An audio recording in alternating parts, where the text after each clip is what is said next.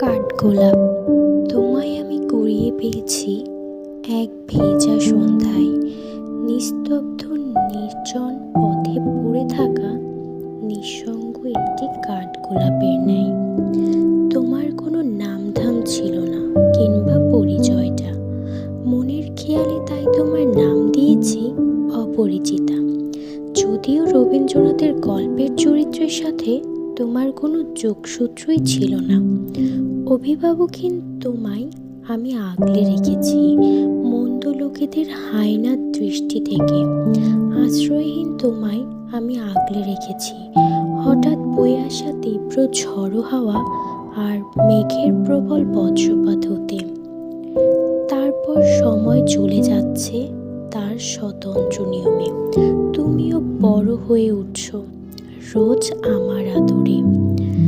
তোমার শরীরের কোমলতা প্রতিনিয়ত বাড়ছে দ্বিগুণ অতি যত্নে। কালো কেশে ছেয়ে যাচ্ছে ঘাড় ছাড়িয়ে কোমর অবধি।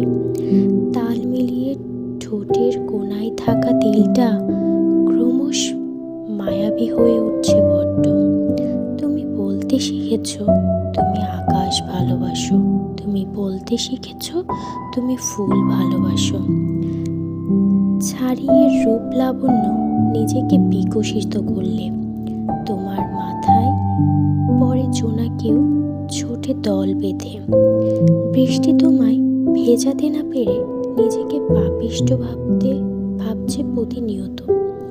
তোমার নেশায় মাতাল হয়ে অস্তিত্ব সংকটে ভুগছে কত শত।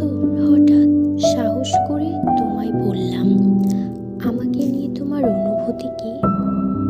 মৃদু হেসে জবাব দিলে, ধন্যবাদ কবি। এবার তবে মুক্তি দাও।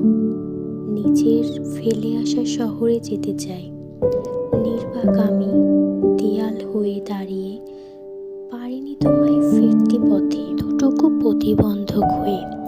এতদিনে আগলে রাখা তুমি আজ মুক্ত হওয়ার বাহানা করছো এভাবে, যেন আর একটা মুহূর্ত তোমার আগলে রাখার অধিকার আমার নেই।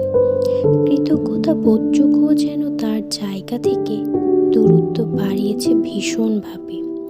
তবুও নিজেকে সামলিয়ে বিশদ বহমান স্রোতে থামিয়ে তোমার শেষ যাত্রার খোপায় গুজে দিলাম একটি কাঁচা শিউলি ফুলের মালা। শেষ আকুতি হিসেবে বলছি, শুকিয়ে গেলেও স্মৃতি হিসেবে রাখিও আগলে পরম মমতায়। এই